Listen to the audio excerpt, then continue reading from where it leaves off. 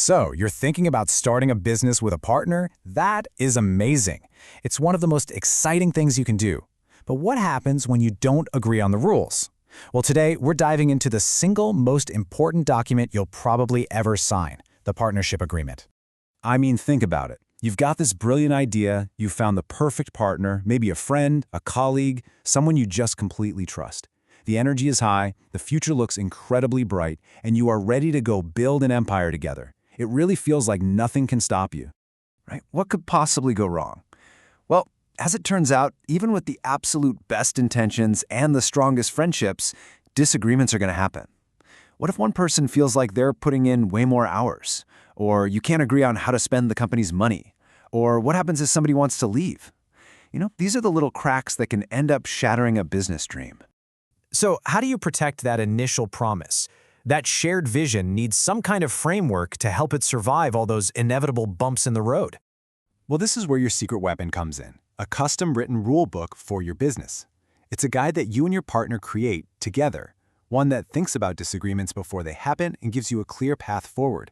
It keeps your business on track when things get tough.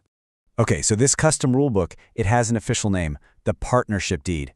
And it's not just a piece of paper, it's really the foundation of a healthy and successful business partnership. So, what is it exactly? Well, a partnership deed is a formal document that lays out all the terms you've both agreed on. It covers pretty much everything, from who does what, to how you'll make big decisions, and, this is the big one, how you're going to split the profits. It's all about setting crystal clear expectations right from day one. Now, you might be thinking, a handshake is enough. And look, while a verbal agreement can technically be valid, it's just so risky. How do you prove what you agreed to months or even years down the line? A written, legally stamped deed is clear, it's provable, and it is infinitely safer. It's just the professional way to do business. Okay, this is where things get really fascinating. We've been talking about writing your own rules, but what happens if you decide not to? What if you and your partner are just so busy getting things started that you just don't get around to it? This is such a critical question. You might assume that if you don't have a formal deed, then there are no rules, that you can just kind of figure it all out as you go. But that assumption is completely wrong. And this is the point you have to hear. In the absence of your own agreement, a default set of rules automatically applies to your partnership. The law literally steps in and starts making decisions for your business, whether you like them or not. So, let's take a look at what the law decides for you. And trust me, you are probably not going to like it. These are the non-negotiable terms your business will be forced to operate under if you don't write your own. Okay, here they are. Profits and losses, they get shared equally. No exceptions. A salary for partners? Nope, not allowed. Interest on the money you invested, your capital? Also not allowed.